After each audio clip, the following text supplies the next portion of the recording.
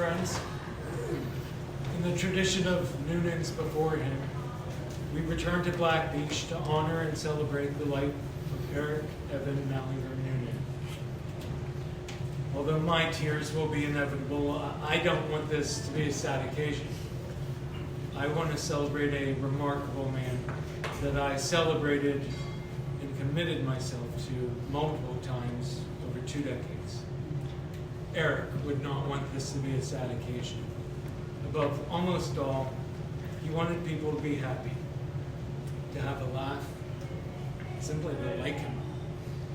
And he would have been incredibly grateful and heartened to see family and friends come together today for him. Now, there's a number of things that strike me as exceptional about Eryc, and in no particular order. Eryc would speak to strangers. He did so regularly, and usually to pay compliments. And one time in particular, he crashed this dive bar in South Jersey, and he managed to get the entire bar to sing Willie Nelson's Crazy. Yes. When going out for dinner, sometimes he liked to order dessert as his first course because life is uncertain. Although he was quick to smile, his natural state was fear. Even as an adult, he was afraid of the dark, and he would turn lights on around the house to make it less scary for him. He frequently said that his body was working against him. Being at peace did not come naturally or last long. But oh, when it came, he had the smile of an angel, and it made everything feel right, at least for the moment. He was incredibly quotable. Folks who never met him have heard such lessons as tight is tight, too tight is broken, or if you can't tie a knot, tie a lot. When Christmas was about himself, he was not a fan. He spoke of receiving coal in a stocking when he was little, and he had grown to resent Christmas. But my love for the holiday helped him overcome some of those childhood traumas, and having a family to bake Christmas cookies to build building blocks with epoxy and sharp teeth. These little things, they healed his heart, and they brought Christmas back to our house. He enjoyed switching up words and expressions that got stuck in his head, like calling peanut butter penis butter, or Home Depot Homo Depot, or Thanksgiving Thanksgiving. When he said the word cardboard, what he usually was referring to was the matzah that I eat. And one of my favorite expressions he used was shitbox, which was how he described those cars that are too small to see when they're wedged between SUVs and the parking lot. They get really close and all his eyes. It didn't matter the day. At 4:20 most afternoons, he called out, "Happy Holiday." And on most days, he was very festive. One of his superpowers was giving people nicknames and having them stick. Like having Philly neighbor Dan Wilson, because we usually only saw the top of his head over the fence. On a TV show called Home Improvement. There's a bill at our campground that answers to Steve now, because Eryc called him Steve there, and bam, it just stuck. He could usually get away with saying outrageous things because it was just Uncle Colin, or as one former nephew-in-law called him, Uncle Ray. But he made people laugh harder than they'd ever laughed before. He delighted in shocking people. his most happy spot was just making me laugh. He believed that if getting something in a gift box was special, then getting it in a gift box, in a gift box, in a gift box, in a gift box, in a gift box, in a gift box was really special. Not everybody else agreed. You could be the first person to step up and help another person out, but be the last person you want to take credit for. He had an amazing ability to meet people exactly where they were and to speak to them in a language that they understood. This was an incredible gift that endeared him and made him safe for many people who had no others to talk to. It allowed him to be best friends, more than just one. People recognized that his heart was large enough to love him, and others could feel that and trust him. He put others first, even at his own detriment. I remember being so angry with him doing voluntary work one year at the memory ride, where he'd been running around doing logistics while having a broken foot. But service to others drove him far more than self-care. And perhaps it should not be surprising that he was at camp helping with friends on their site when he got sick. He craved fitting in friendship, whether that social circle was deserving of a man as wonderful as he was. And this last point comes hard to me. Though he knew that I would do absolutely anything to make him happy, he still feared making me upset. He would practice how to talk to me to make sure that I felt respected. Because he always feared that he wasn't enough, despite the fact that he was always more than enough. He didn't know what a truly good man he was. But if there's one quality that stood out most for me, which most impressed and inspired me, was Eric's steadfast bravery in believing in love, in opening his heart to it. Despite a childhood of neglect, abuse, and terror, despite a history that taught him that it wasn't safe to love, Eryc continued to believe in love and in family. With losses of siblings and a boyfriend, he fell into deep periods of grief and despair that could last for months or years on end. But after countless losses and tremendous pain, he always found his way back to me as if his love, as if my love were his North Star.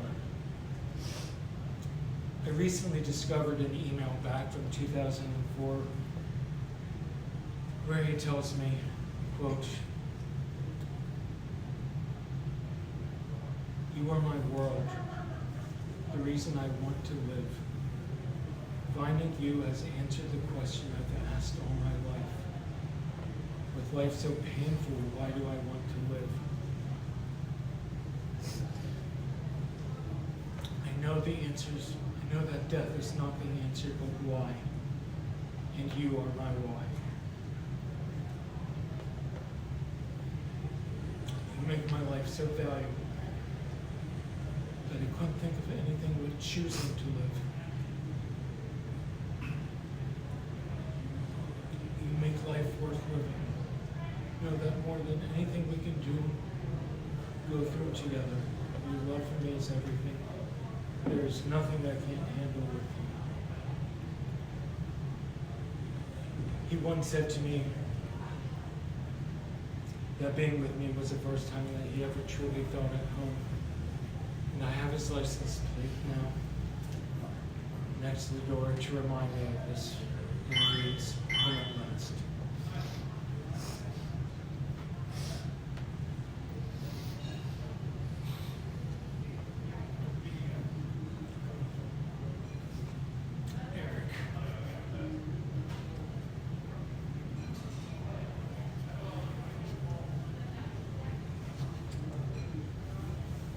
long time ago,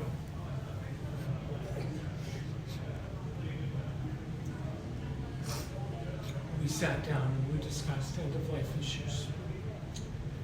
During that discussion, you said that you hoped that your last words for me would be, "I love you." And you did tell me that in many different ways throughout our relationship near the end. And I am so grateful that when they were testing your trach tube, the doctor asked if there was something you wanted to tell me, and you said, "I love you more than anything on this earth."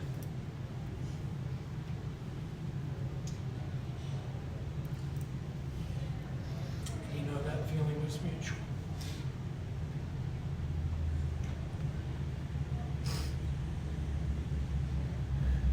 During those ends-of-life discussions, I hoped my last words for you would be thank you.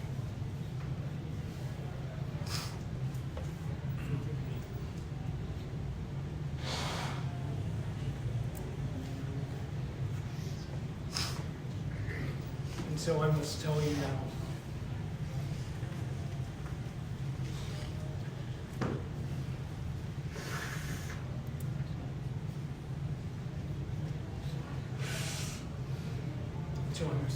how grateful I am to have been your husband, your lover, my friend.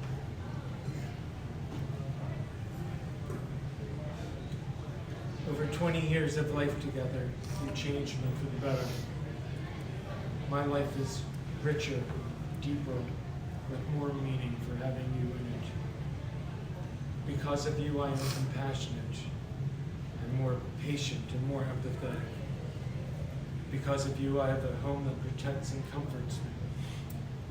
Because of you, I have an extended family that I never dared dream I could have had. One that is nurturing and supportive in ways that I never imagined I would need. And they really stepped up for us. You'd be proud of them.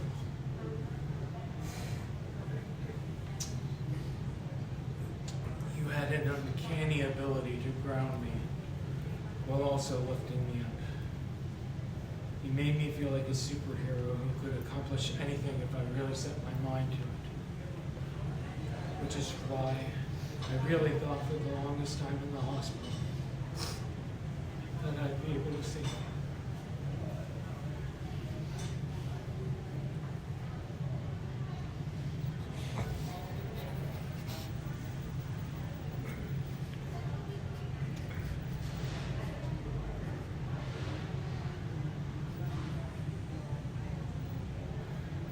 Why I beat myself up for a while when I failed to do so.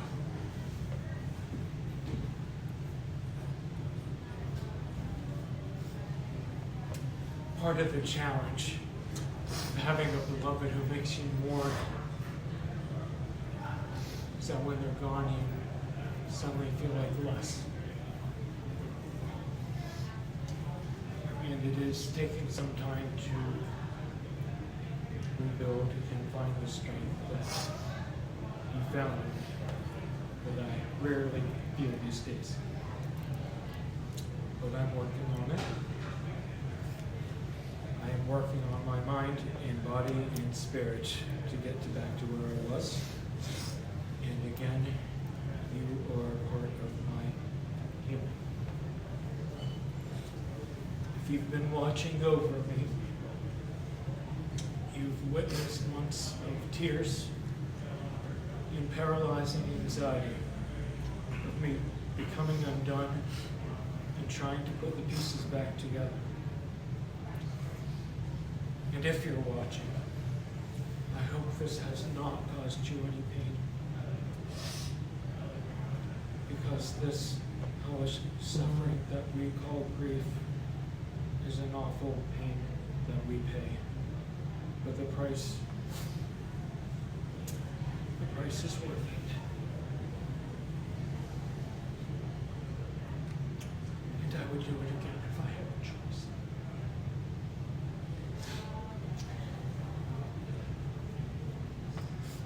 But I don't get that option, and so my path is to move forward And so when I release your ashes, my love, my hope is that I'm also letting go of the pain of your loss. That means letting go of regrets, hurts, things that I wish we hadn't done. Most painfully, our dreams for the future that can never come true now. To hold on to these is only to nurture pain. I must let them go in order to let my heart heal and to be open to new dreams. After today, I wish to feel no guilt over having a good day despite your absence.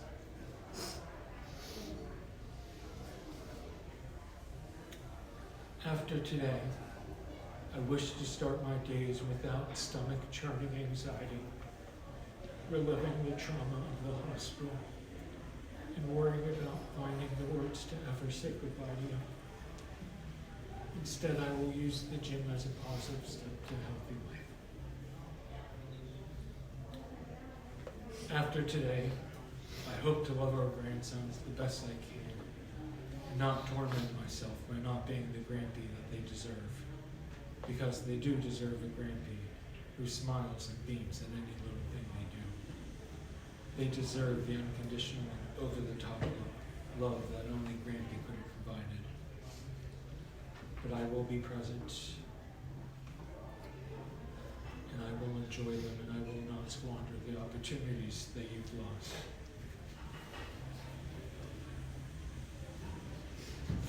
I've stayed home since your passing most days and nights because our home has become my security blanket. It's where I feel most safe and surrounded by you. My lifestyle hasn't changed except for you're no longer here, which means I'm mostly with my ex and a pet named after your boyfriend. And I'm tired of being alone. I will admit that I'm almost glad that gay marriage wasn't available until it was, because despite a previous civil ceremony, you were my first and only legal husband. That seems fitting because you were my true love. My broken boy who learned to love himself when he didn't always like himself. Someone who was able to impart that huge lesson in life of love and acceptance to another boy in need. It was my privilege to show you that it was safe to dream of love and company, of family. It was my thrill that we got to live that dream for a while. And I couldn't be more proud of the life that we had made together. But when I release you today, I am letting go of you as my primary relationship. You have been gone since late July, but I haven't been able to let you go. I wasn't ready and plain didn't want to. But recognizing that you are gone isn't a betrayal of our love. I will forever cherish all that you've done and been for me, and I will continue to love you and care for our family. I will hold your precious memories, but allow my heart to open once again. Because with an open heart, memories of our years together will once again bring a smile to my lips and a laugh from the gut. And with the absence of pain, I hope once again to feel your presence. Because with your presence, a good day will feel like a blessing. And although my life may be a journey in grief, it will not be defined by grief.